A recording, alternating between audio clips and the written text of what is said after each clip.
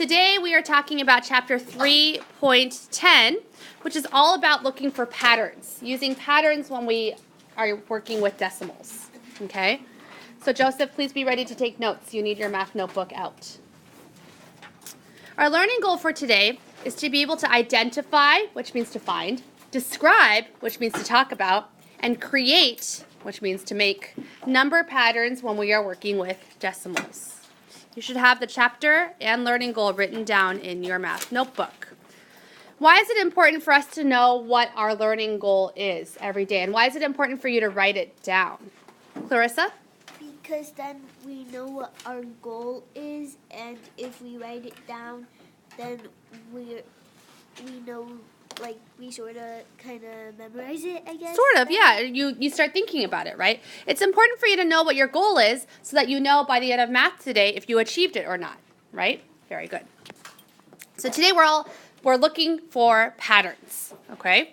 Let's take a look. It says a state park rents canoes for guests to use at the lake. It costs $5 to rent a canoe for 1 hour, $6.75 to rent it for 2 hours, $8.50 to rent it for 3 hours, and $10.25 for 4 hours. If this pattern continues, how much would it cost Jason to rent a canoe for 7 hours? Okay, so let's take a look. It says here that a sequence is an ordered list of numbers. Okay, so any list of numbers that's written in order is called a sequence. Okay, a term is one of those numbers in a sequence. Okay, so you can see here that these dollar amounts, they're written in a sequence, right? A list of numbers written in order is a sequence. And each one of these amounts, the $5, the $6.75, one of those is called a term. How many terms are written in this sequence right now? How many terms do you see written in this sequence? Ariel? 4, right? There's 1, 2, 3, 4. There's 4 terms written in this sequence. You can find the pattern in a sequence by comparing one term with the next term. Okay, so step 1 for you to do in your notebook right now is to write those terms that you know. You know that for 1 hour it costs $5, so write down $5. You know for 2 hours it costs $6.75, so write down that term, $6.75. You know the third hour would cost $8.50, so go ahead and write down that term.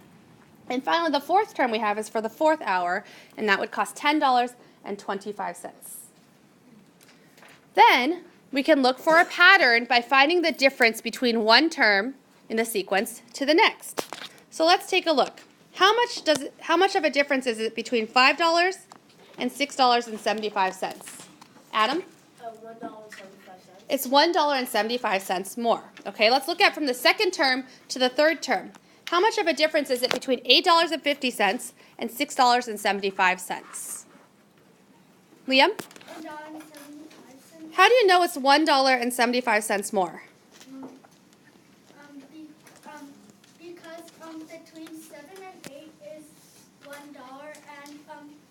and between $8 and $8.50 is 50 cents. Ah, so another way you thought about it is $8.50 minus, you found the difference, right, between $8.50 and $6.75. Let's just check our subtraction really quickly. Can we do 0 hundredths minus 5 hundredths? What do we need to do?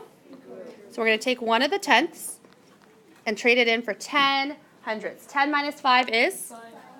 Okay, 4 tenths minus 7 tenths. Can we do that? No. We need to do what? So we're going to trade 1 for 10 tenths. So now I have 14 minus 7, which is? 7. I'm going to transfer my decimal point. Wait, put it right and down the place. And then 7 minus 6 is? 1. Yeah. So to get from $6.75 to $8.50, I had to add $1.75. What about to get from the third term to the fourth term? From $8.50 to $10.25. How much am I adding or subtracting? Rashika? I'm adding $1.75. So is there a pattern here? How could you describe the pattern using words? Turn to your neighbor and tell them, how could you describe this pattern using words? How would I explain this pattern that I'm seeing using words? Well, between each term is $1.75. To get from one term to the next, I need to add $1.75. Okay, so how could we use this, what we know now, to solve this problem then? If it says, if this pattern continues, how much should it cost Jason to rent a canoe for 7 hours? Go ahead and use what you know about this pattern to figure out how much it would cost for Jason to rent the canoe for 7 hours. As you're doing in your notebook right now, to find out how much it would cost Jason to rent the boat for 7 hours, we need to extend the sequence to solve the problem. We have the first 4 terms written in the sequence. What would the 5th number in the term be? Daniel? It would be $11. How do you know it would be $11? I added $10.25 plus $11.75. You need to add $11.75 to that term? What do I need to add to get to the next term? Oh, sorry, I added $1. $1.75. Okay, let's do the addition. 5 plus 5 is 10. Okay. 1 plus 2 plus 7 is 10 again. Okay. 1 plus 1 is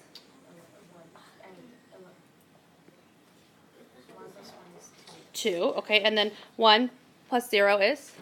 So how much should be in the 5th term? $12. Okay. So that means that if Jason wanted to rent that canoe for 5 hours, it would cost him how much money? $12. What if Jason wanted to rent the canoe for 6 hours? What would the number in the 6th term be? Karan?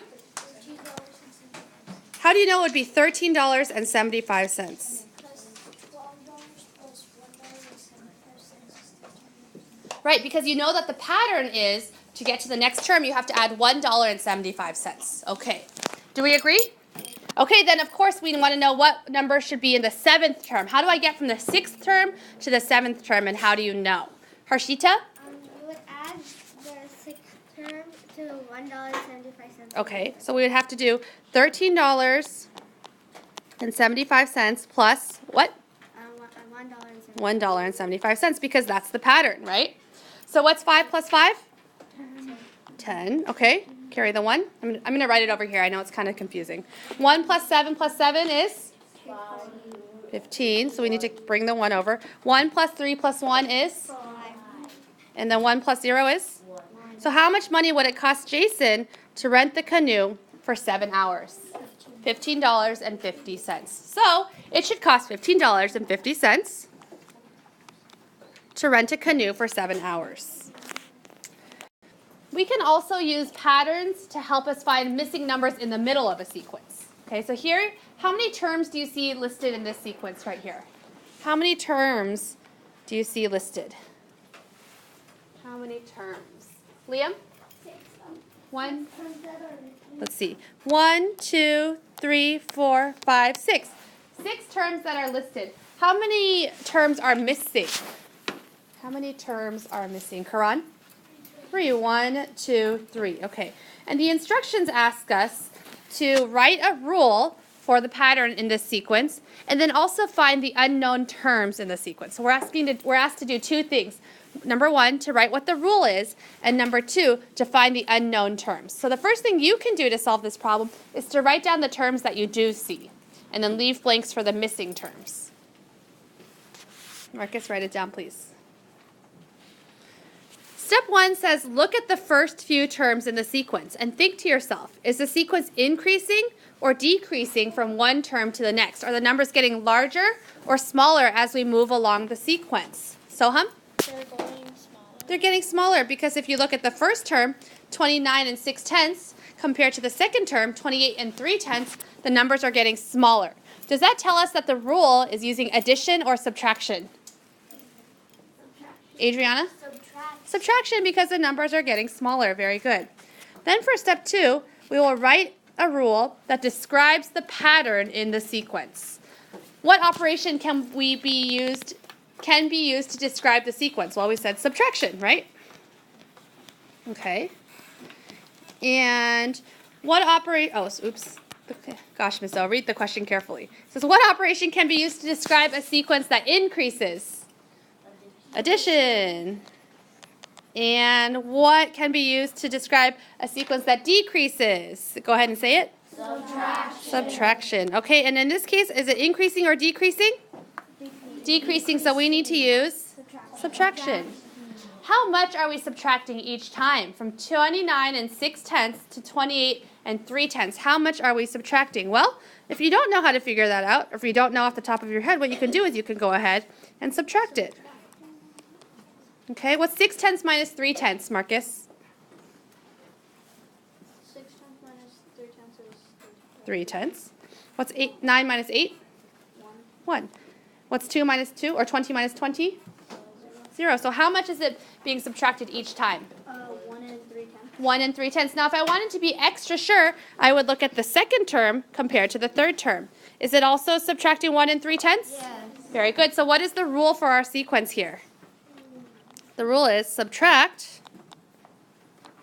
1 and 3/10.